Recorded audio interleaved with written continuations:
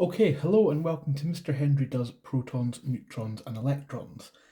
This is useful if you are in Year 8 doing Key Stage 3 Science, or if you are in Year 9 starting your AQA GCSE Chemistry. All these points will be valid. So the first question is, what are protons, neutrons and electrons? These are all found in an atom and can be known as subatomic particles.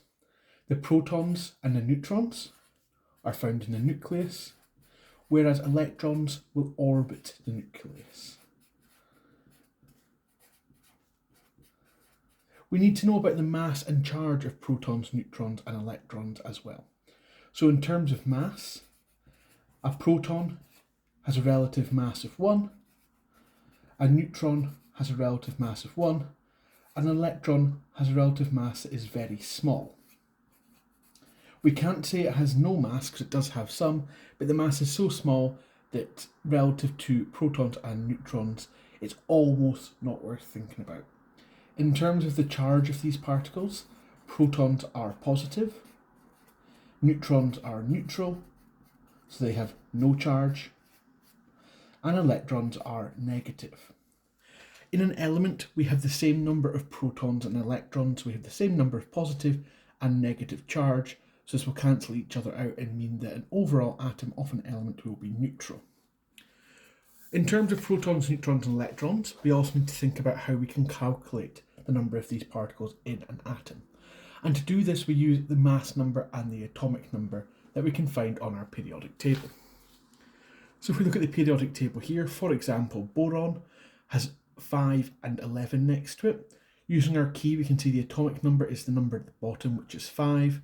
And the relative atomic mass, or the mass number, is the larger number, being 11 in this case. So if we have boron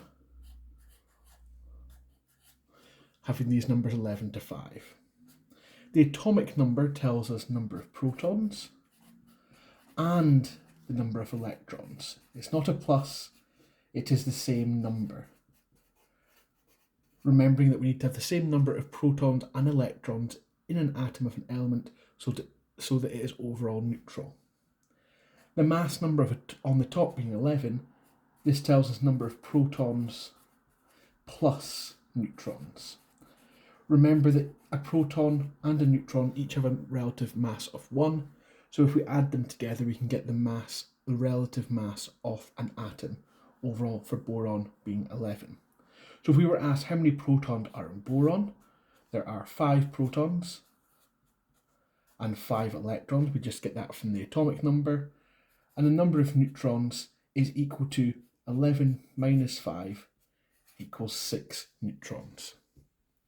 If we take another example, in this case sulfur. So sulfur has an atomic number of 16 and a mass number of 32. The number of protons is the smaller number, which is our atomic number, which is 16.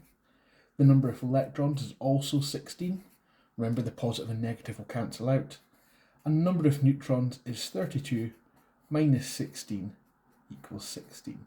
So in this case, there are the same number of protons, neutrons and electrons in sulfur.